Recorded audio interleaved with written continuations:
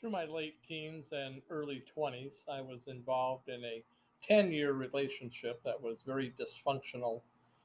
With the passing of time, my dependence upon my partner ever increased. I was hospitalized in 1977, 79, and again in 1980, and the doctors all said the same thing: get out of this relationship and don't go back. I'm referring, of course, to my relationship with beverage alcohol. Now, I lived in a very small apartment community, and we only had about four aluminum trash cans. And I overheard neighbors talking one time about someone doing, how did they put it, an excessive amount of drinking.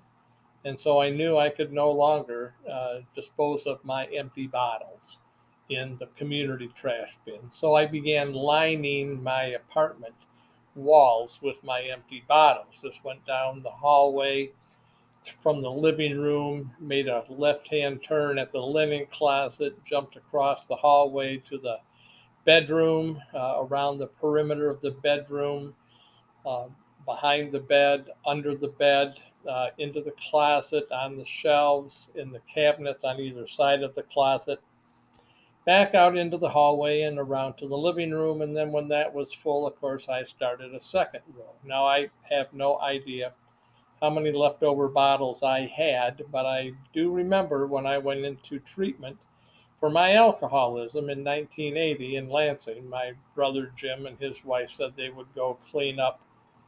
I'm sorry, did I say up? Clean out my apartment so it would be a nice home to return to. They did that, and they said it took them the better part of 2 days to dispose of all the leftover bottles. When I got out of the hospital, I was bright eyed and bushy tailed and had a spring in my step, and I had a clean apartment.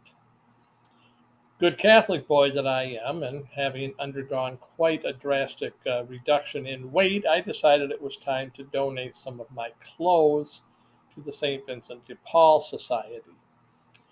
I started with my winter jacket. Now, this was January in Michigan, so I had a new winter jacket, but I took my old blue one off and I threw it on the bed. It was heavier than I remembered, and it landed with kind of a thud and a slight gurgle. I found this curious. I reached in the front pockets and retrieved an empty pint of whiskey from both front pockets. The inside breast pocket contained about three-quarters of a pint of Arrow peppermint schnapps. Now, I had been instructed very specifically in treatment what to do when this happened, and I was to go to the kitchen sink, uncap it, pour it down the drain. I set it on the shelf of my stereo unit and decided I would do that later.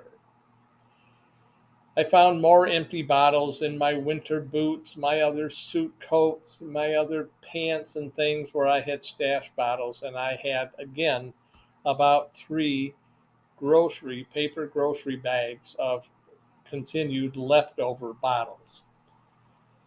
I went and reached for the peppermint schnapps, and knowing exactly what I had to do, I went in the bathroom and I uncapped it.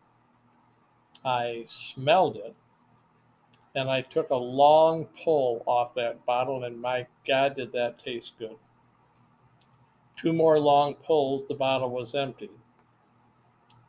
And I cannot tell you with accuracy where I went, what I did, and what I said for the next month and a half.